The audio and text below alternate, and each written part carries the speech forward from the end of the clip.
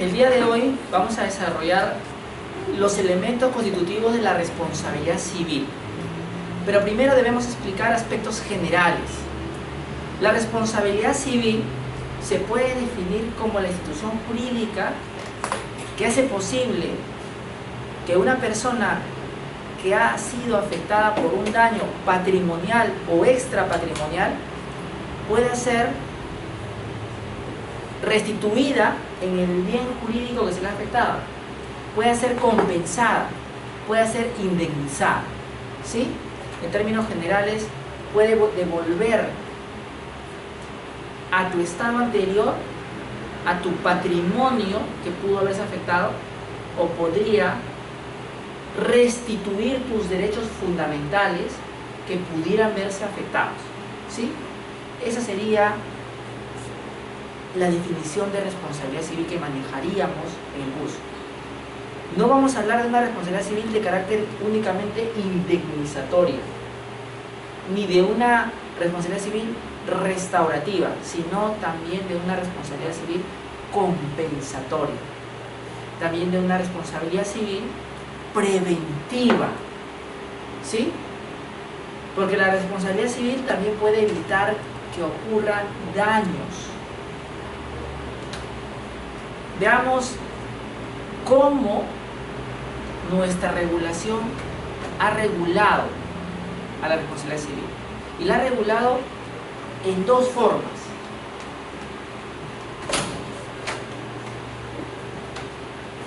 La primera es la responsabilidad civil extracontractual. La siguiente es la responsabilidad civil contractual, ¿sí? En términos generales, la responsabilidad civil extracontractual es aquella que se configura cuando una persona, un sujeto de derecho, ocasiona un daño a otro sin tener ningún vínculo obligacional o contractual. A diferencia de la responsabilidad civil contractual, donde hay de por medio una relación obligacional, una relación jurídico-patrimonial, donde el objeto del acto jurídico es una prestación, ¿verdad?, que tiene carácter patrimonial. Por ejemplo, un contrato de arrendamiento, por ejemplo, un contrato de seguro, por ejemplo, un contrato de compraventa, pudieran generar daños. Por ejemplo, un contrato de mandato. Mi representante, a quien yo le di facultades para realizar determinados actos jurídicos, me ha ocasionado un daño porque se extralimitó de esas facultades y vendió cosas para las cuales yo no le autoricé. Hizo actos ultravires, ¿no es cierto? ¿En ese contexto hay daños que indemnizar? Sí. Podría darse una responsabilidad civil de carácter contractual.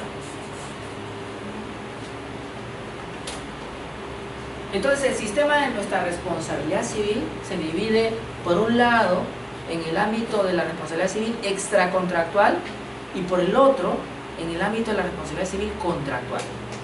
Las reglas que siguen cada una de esas responsabilidades tienen notas distintivas. Por ejemplo, en el ámbito de la responsabilidad civil extracontractual, tengo que probar que hubo dolo o culpa, ¿sí? Y pudieran haber otros factores de carácter objetivo, como garantía, como riesgo, u otros factores auxiliares como equidad, ¿sí?, o abuso de derecho. En cambio, en materia contractual, lo que se regula con mayor propiedad es el dolo contractual. Esto es la intención de incumplir mi contrato, ¿no? Por eso tenemos un capítulo en obligaciones de inejecución de obligaciones, que genera una serie de derechos al acreedor, ¿verdad? Ejecución forzada, por ejemplo, ¿no? Pago de daños y perjuicios, o que esta prestación sea efectuada por un tercero, ¿verdad?, con cargo que pague los costos de esa prestación quien no ha ejecutado la prestación debida.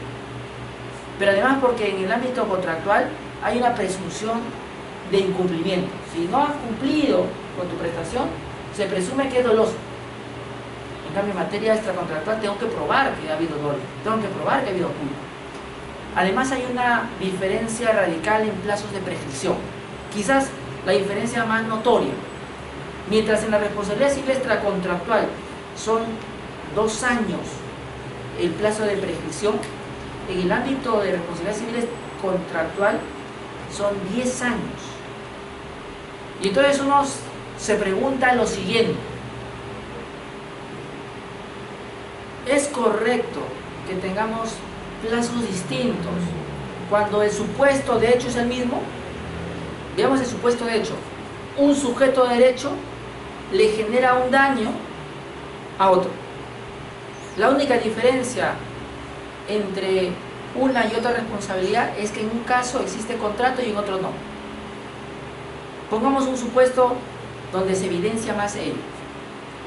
Su compañera Lilian es atropellada por un vehículo aquí saliendo en la cuadra 6 de la avenida Arequipa. Otro supuesto: su compañera Lilian contrata el servicio de transporte público para que la lleve a su casa, un taxi, y el taxi que había contratado la atropella. Tenemos a la misma víctima, tenemos el mismo supuesto, accidente de tránsito, pero los plazos serían distintos. ¿Por qué?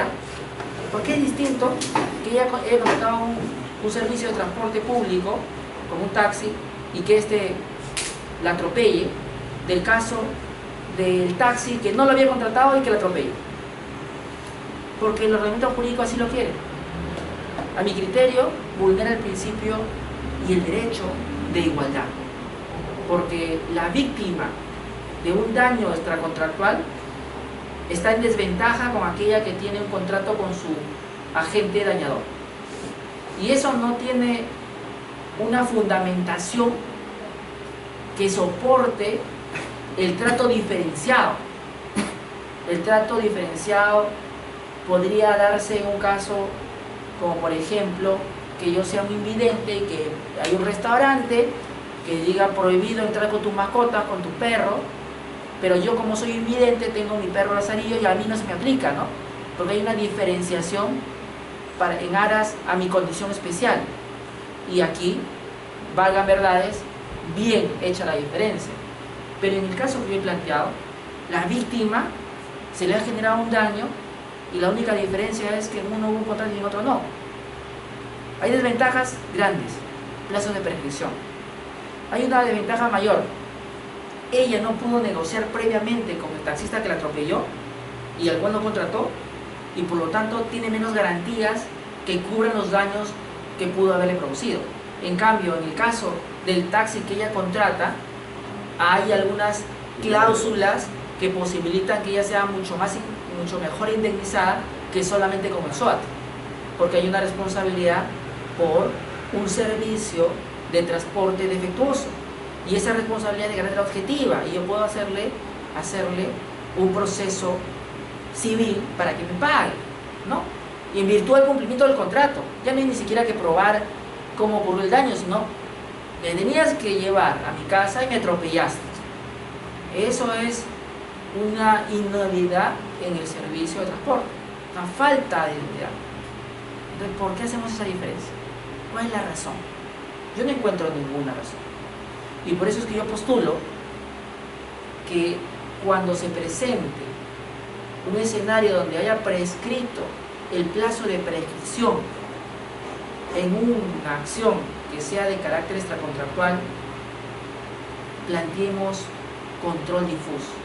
O sea, que inaplique el juez el artículo del Código Civil que establece que la responsabilidad civil extracontractual es solo de 2 años, en virtud a que sería inconstitucional, porque vulnera el derecho de igualdad de la persona víctima del daño, que no es tratada de igual forma como otra persona que tuvo más posibilidades y una mejor posición para negociar futuros daños.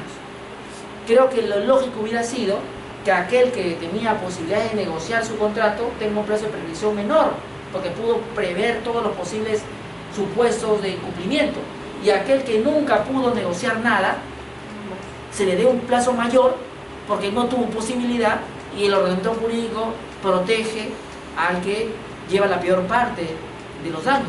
En este caso no. Por eso que a mí me parece que es inconstitucional el plazo de prescripción en cuanto a responsabilidad civil extracontractual, porque no hay una razón, no hay un argumento jurídico ni principio que haga posible fundamentar el plazo prescriptorio diferente. O alguien piensa diferente, por favor, díganme, háganme entender por qué deberíamos justificar el status quo vigente de plazos prescriptorios diferentes para un mismo supuesto de hecho. Acá hay una víctima que sufrió un daño, ahí hay una persona que es al que se le imputa el daño. La única diferencia es el contrato, pero eso es relevante para una víctima que ha quedado postrada en su cama por 2 años o 3, o está en estado de inconsciencia porque ha quedado en estado vegetal. No me parece razonable.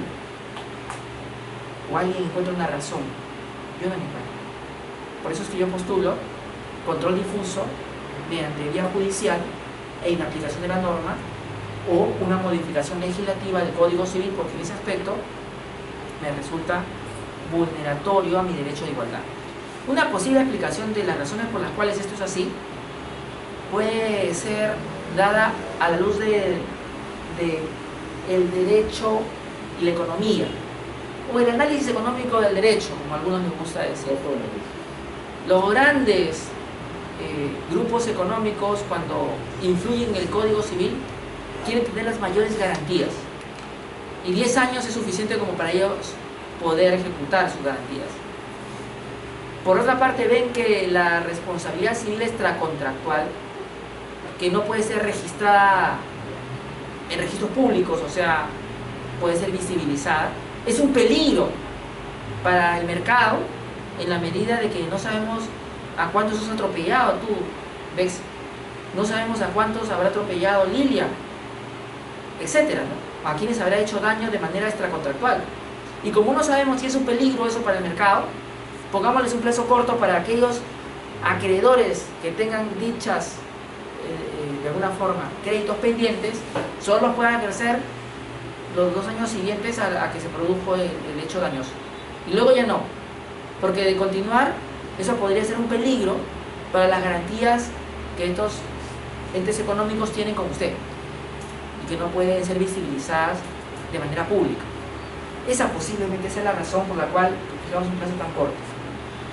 Esta también es la razón por la cual los gerentes y directores solo tienen 2 años para demandar por responsabilidad civil.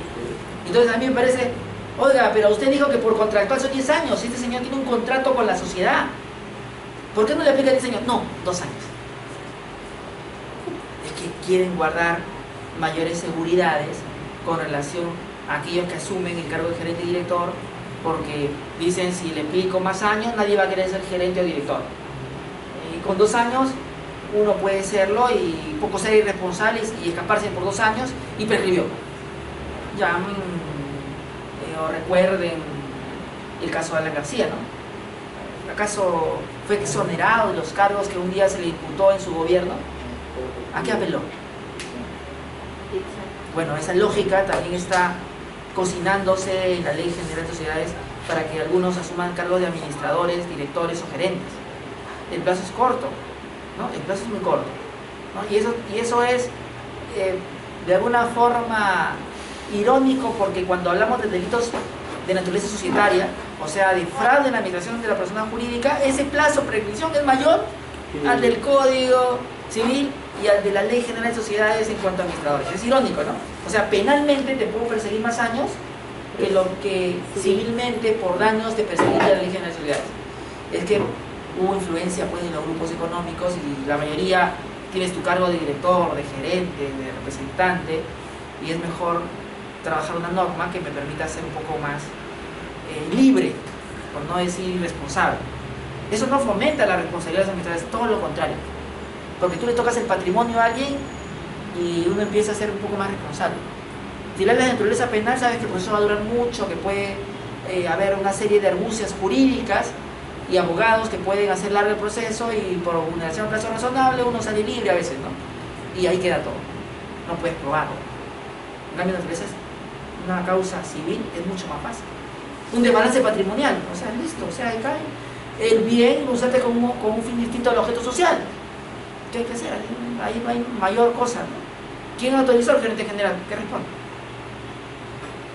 Le robaron la camioneta 4x4 nueva porque se fue a pasear con su amante en la Reserva Nacional de Paracas. Ahí, limpio, ¿no? Esa camioneta debió estar guardada en la empresa. No era para fines personales. ¿Qué hacía usted con esa señorita? ¿No? Y fue encontrado en estado etílico.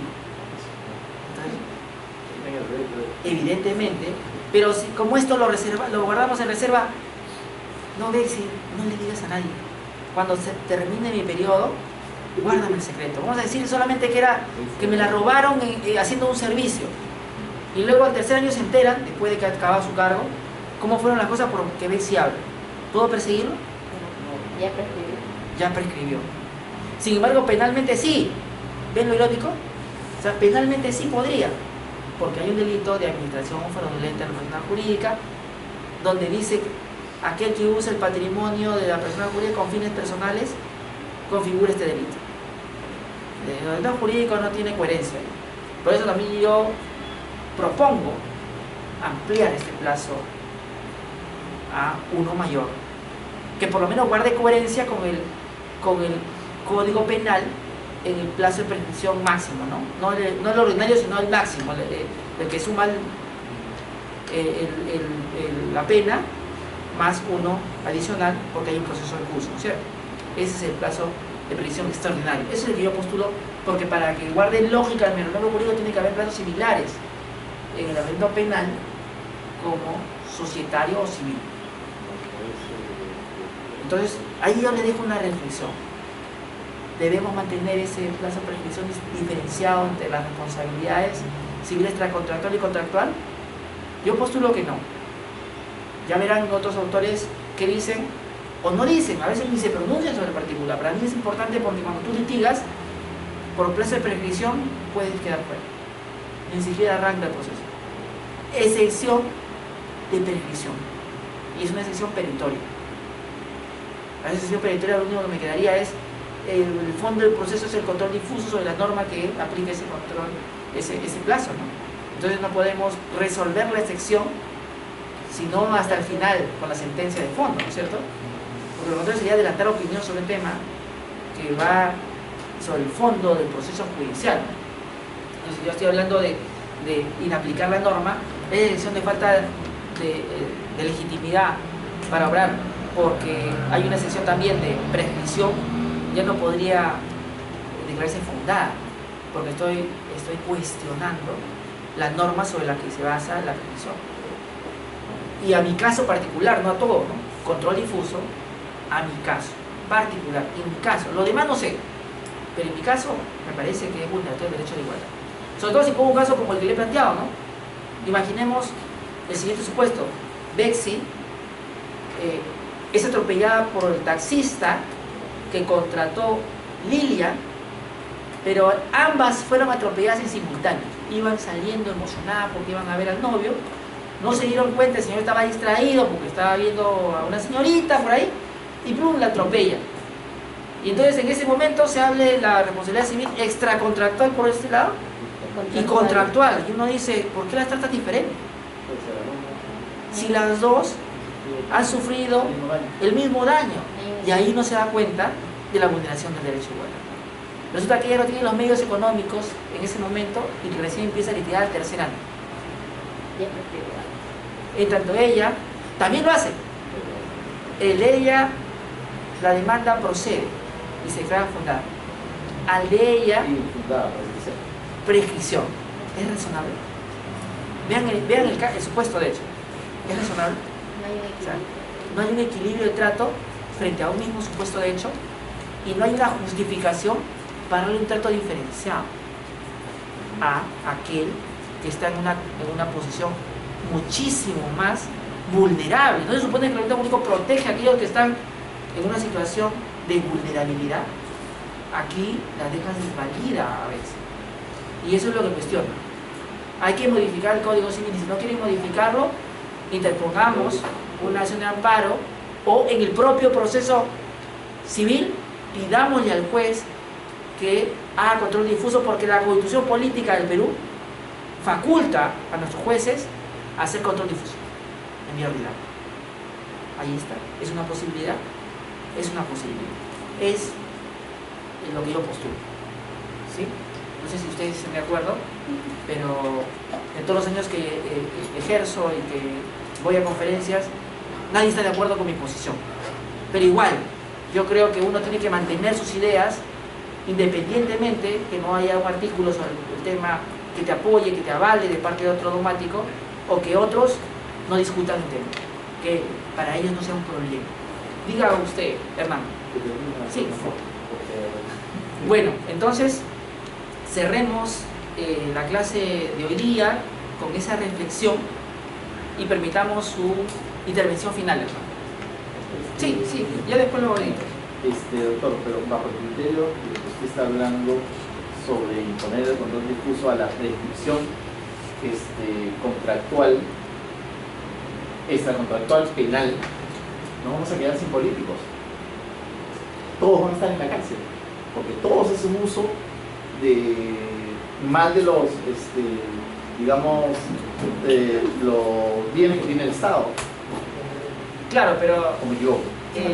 lo que pasa es que, porque si lo trasladamos a civil, ahí justamente iba mi punto. lo que pasa, y faltan 2 minutos, lo que pasa acá es que el delito de utilización fraudulenta de la persona jurídica o de mala administración que está en el Código Penal, a pesar de su existencia, es poca la jurisprudencia que existe el tema. O sea, no basta la norma, sino basta que la ejerzamos, que el Ministerio Público la lleve adelante. Y por lo general no la lleva adelante. Por ejemplo, debería haber sobre el Club de Universitario de Deportes como Alianza Lima una serie de denuncias por utilización fraudulenta en la administración de estos directivos que llevaron a la quiebra. Y sin embargo, por muchos años no hubo. Entonces, es un tema de estrategia legal. Tiene que haber coherencia en las reglas de juego que planteemos para el tema. Que se utilice después o no, es un tema distinto. Es diferente, ¿no? O sea, por ejemplo, la Constitución dice que el periodo de los miembros del Tribunal Constitucional son 5 años. Hay algunos miembros que tienen 7, 8, 9, 10 años. Eso es inconstitucional y ilegal, pero ocurre en la realidad. O sea, eso escapa a la norma.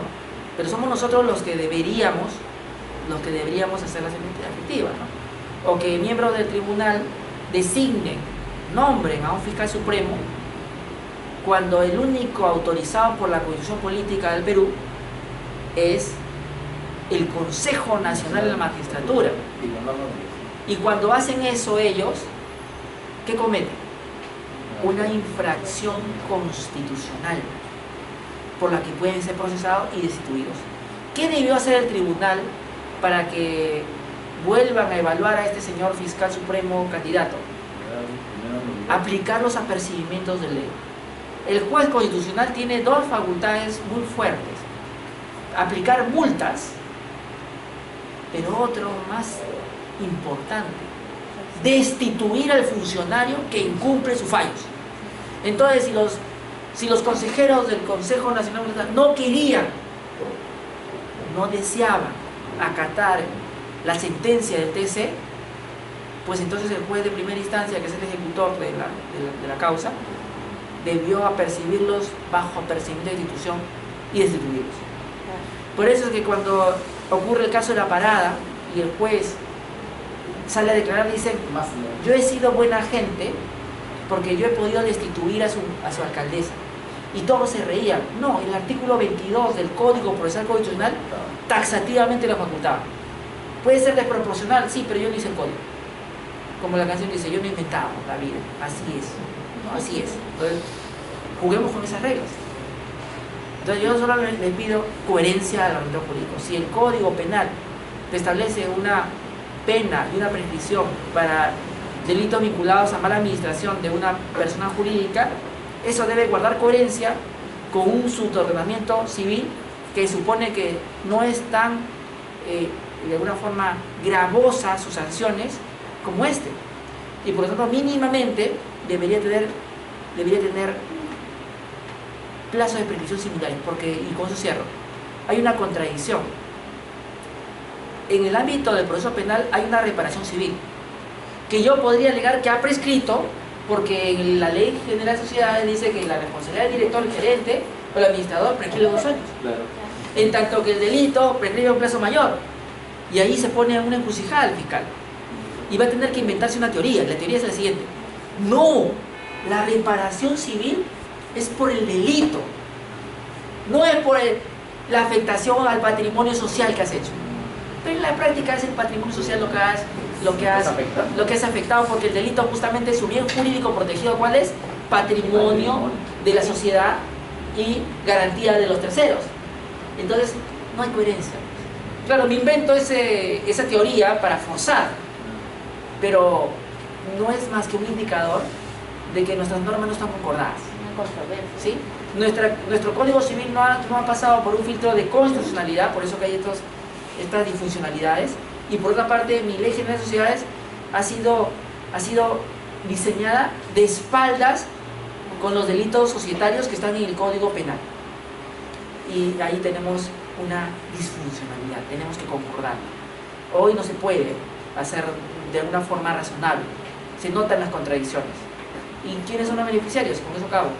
Aquellos malos administradores que apelan a la norma civil o societaria para exonerarse de pagar. Nos vemos mañana.